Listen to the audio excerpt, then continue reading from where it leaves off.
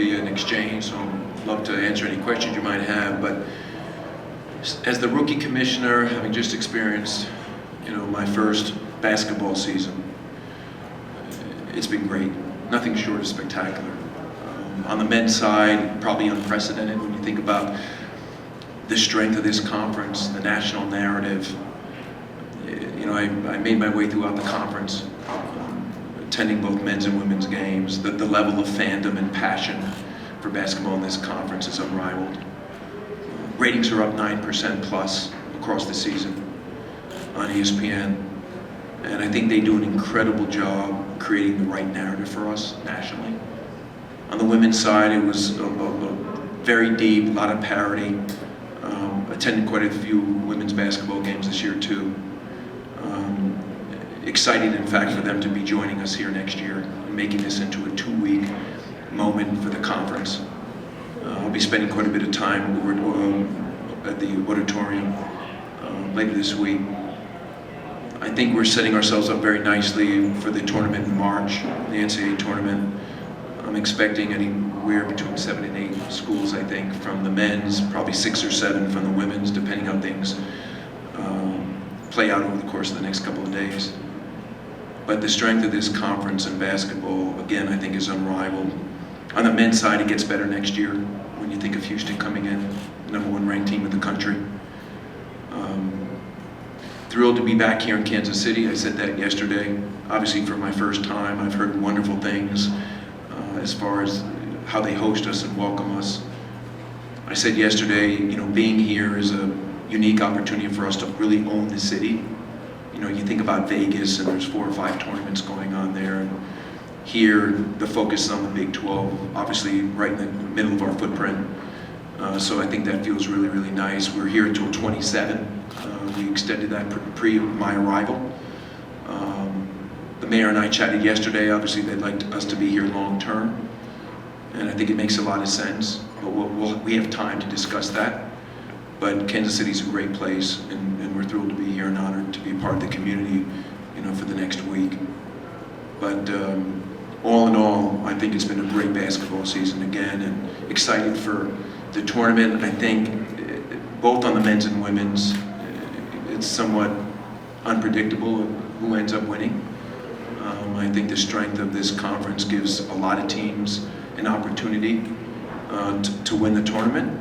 And I'm just excited to be here and to be a part of it, and willing to open up for any questions that you might have. So if you'll let one of the wireless mics come to you for your questions, and if you could identify your affiliation, that would be helpful. Have one right here in the front row. All right, Dennis Dodd, CBS Sports. In retrospect, now 3 or 4 years later, how important was it to get that media rights deal done when you did? I think it was critical. When I took the job August 1, although I'd been thinking about it obviously previously to that, there was 3 things I really wanted to focus on. The first was to try to go early and get the TV deal done. I just felt we live in such an unpredictable world, and it was important to have some clarity and to stabilize the conference. I thought the best way to do that was to get a deal done with ESPN and Fox. Thankfully, they were willing to go early, and we found common ground. And just thrilled we were able to do it, because if you think about where we are today, 7 months into the job, we're in a very different place than we were 3 or 4 months ago. You think about these media companies and the layoffs and some of their challenges, and the fact that we were able to cement a 6-year extension with 2 of the biggest media partners in the business that truly elevate and glamorize our conference in every way possible. I look back on that and I'm just thrilled. The board and the collective stakeholder group felt that it was the right thing to do. And when you think about 2025, when the new deal kicks in, we'll be the only Power 5 conference that is both with ESPN and Fox. So when you think about marketing and unprecedented promotion, we're with the best in the business. So I'm thrilled about that. But as I was saying earlier, there was really 3 things I was focused on. 1 was the TV deal. 2 was resolving the Oklahoma and Texas situation in a way that was amicable for all parties. If you recall, during Media Day, for for football, I said it's got to be a win-win, and I think that's where we landed. It was good for all parties, and that's why we did the deal. And then the third, priority for me has been to explore expansion for all the right reasons. As I've said before, it's got to be additive, it's got to be accretive, but we are focused on it, and we're exploring every and all possibility. And I say that while also saying that I love the composition, the makeup of this conference going forward. I love the 4 new schools that are coming in July, the continuing 8. I think we're in a great place, but if there's a chance to get better, it's incumbent on me as the commissioner to explore those possibilities. And that's exactly what I'm doing. Commissioner Blair Kirkhoff with the Kansas City Star. How much of the new contract involves basketball, and is there an opportunity for basketball, Big 12 basketball, to be, increase its value to a television network? So I've said before, I think basketball, generally speaking, in our industry is undervalued. Why that is, I can't tell you. Obviously, it's been bundled with football for the longest time. We'll explore opportunities to further monetize basketball when we go back into the market after this new TV deal. So I think everything we do from now till then is all about value creation and how can we position ourselves to monetize basketball in all the right ways. I'm convinced we can do that. The strength of our conference obviously will dictate much of that. And as I said earlier, with Houston coming in, we get that much stronger. And who knows where expansion takes us and what that means for our basketball program, both men's and women's. So I'm excited about our future. Now, as it relates to our current partners, obviously ESPN does an incredible job glamorizing this conference throughout the basketball season. But in our new TV deal, Fox becomes a player in basketball. And I think based on their performance this year, which was, I guess, in the news yesterday, their ratings, et cetera, that just gives us another shot in the arm, as it relates to more exposure, more marketing for our member institutions and our conference. So I think it only gets better in the new TV deal as far as the growth of our basketball program and how we can promote it. Yeah, Barry Trammell with the Oklahoman. When you say any expansion needs to be additive, are you talking about economically, or are you talking about branding? Every Are you talking about strength? What exactly? Every respect. It's got to be the right. Every respect or all respect? Well, it's got to be a good cultural fit first and foremost. We have a like-minded board, like-minded institutions, so we don't want to compromise that. So we need to, whoever comes in, ultimately, it has to have. There needs to be a cultural fit. Obviously, we look at geography, because I think that matters too. I've said it before, we want to be truly a national conference from a brand perspective, but also geographic footprint. So that matters. Performance matters, both academic and on the field and on the court. So we think about a lot of things when we explore expansion, not just one metric, but a couple. More questions back here to Blair. Is there anything new on Gonzaga as a possible Big 12 candidate for basketball? I like Gonzaga, obviously a great program. My focus right now is to see what happens throughout our industry.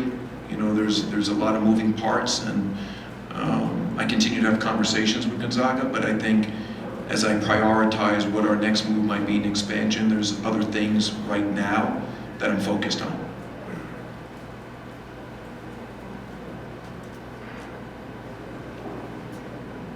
Brett P. Mundo, Heartland College Sports. When it comes to Kansas City, what is it that would keep you here? Why would you possibly consider looking at this tournament being somewhere else? Well, I haven't really considered moving this tournament. Obviously, it's my first experience, and I've heard wonderful things about the fan support, the community, the engagement, how they rally around this tournament. For this building in particular, it's probably one of the biggest weeks of the year. I met with the staff here at the building yesterday. They're very passionate about this tournament. So I really haven't thought about an alternative. I'm really here to experience it for the first time, but from what I've seen and from the people I've spoken to, it's a great fit for our conference. Walking around, the community, Power and Light District, the engagement, the activation, supporting our conference is fantastic. And we don't need to share our voice with anyone else. As I said earlier, you look at Vegas and there's 4 or 5 tournaments going on there right now, and we own this great city, throughout the week, and it feels really good. So this is home, and it's home through 27, and I don't see why we wouldn't continue beyond that. Got a question on the floor today?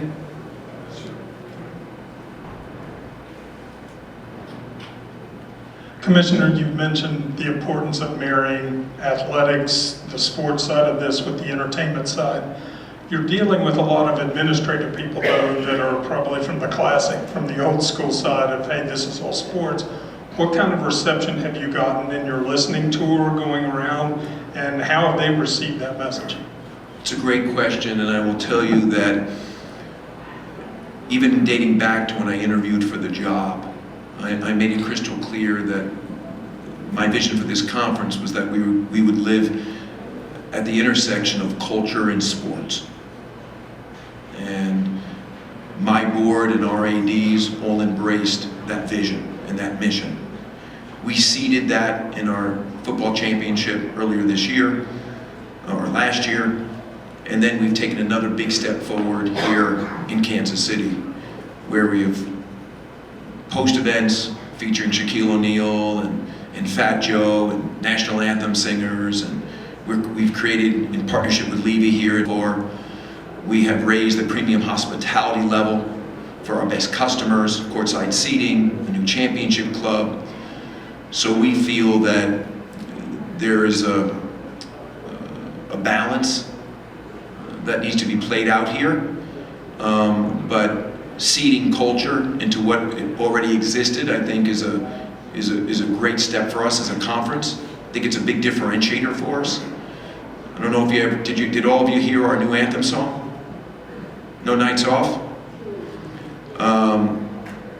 So that anthem is not just about basketball. It's really about the DNA of this conference. How we're going to be gritty. It's all about hard work, passion, commitment.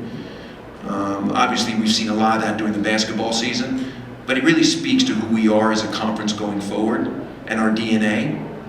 And I'm really excited about what the opportunities are in front of us and how we can truly live at the intersection of culture and sports. Yep, getting Fox and ESPN both on board for basketball is great, but neither one has a piece of the NCAA Tournament, which is signed up through 32. A lot of dismay among coaches and administrators that the biggest marketer of college basketball, ESPN, doesn't have a part of the NCAA Tournament. Going forward, would you like to see that changed? And CBS not having, and TNT not keeping the others out of the NCAA pie?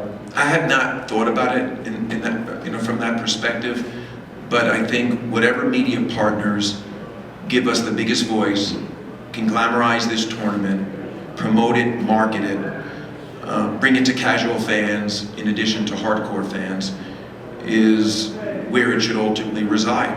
I think Turner and CBS have done a great job, but we need to explore all options, and I'm sure Charlie Baker will ultimately do that. Let's go to the second right here. Yeah, Brett, Max Olson from The Athletic. You mentioned in talking with your partners, ESPN and Fox, on the new deal. How did you kind of land in the right place in terms of that split of linear versus streaming, especially with football, and kind of where this is going versus what your member institutions want? It's a great question. For us, we could have waited it out and maybe pursued something that was more streaming focused. But I just felt, based on where we are as a conference today, we needed the biggest distribution possible. We need the biggest platform to promote and market our member institutions. I think we have brands that are right on the cusp. And we want to make those into household brands, and there's no one better than ESPN and Fox to do that for us. They're great marketing partners. You think about what they did even this year with Game Day and Big Noon. I mean, it was just incredible for our conference. They gave us just a huge narrative, and that will continue and continue to grow moving forward. But there's a healthy mix of streaming. You know, when you think about Big 12 now on ESPN Plus, but being on the biggest stage possible with ESPN and Fox was critically important to us. It was a driver, in fact. We got time for 2 more questions. We'll go here first. Randy Peterson, the Wine Register. A couple of questions back, you mentioned courtside seating. Have those seats where we used to sit, have those all been sold? Yes, sir. Every single one of them. And I know you're probably not happy about being displaced from those courtside seats, and I'm sorry about that. But that was a decision I made, and I announced that in October during Media Day. I made it crystal clear that we had to go through a transformative moment and try to drive value to our best donors and our best customers while also increasing revenue. That was one of the reasons I was put in this chair as commissioner. But trust me, the media is very important to me. I've always had a great relationship with the media. I'm very accessible. I want to do right by you guys. If there's ways we can, better the experience moving forward in next year, I'm open to it. I'm open to your comments and thoughts. But it was the right decision for this conference on a go-forward basis. But I appreciate the question. Okay, our last question will be here on the second row. Under the new TV deal, Brett, with ESPN in particular, with them being so invested with the SEC, how do you see ESPN Plus playing a bigger role or smaller role in some of the content that's going to be provided by the conference? Well, we have had many discussions with ESPN on the digital side, and we as part of the new agreement, we will look to rebrand, to look to upgrade. We're looking at production and ways we can further enhance that. So ESPN has made a huge commitment to us on building that platform and presenting all of our sports in the best way possible. And I'm excited about that and how that's going to evolve. Thank you all for being with us this afternoon. Commissioner, thank you.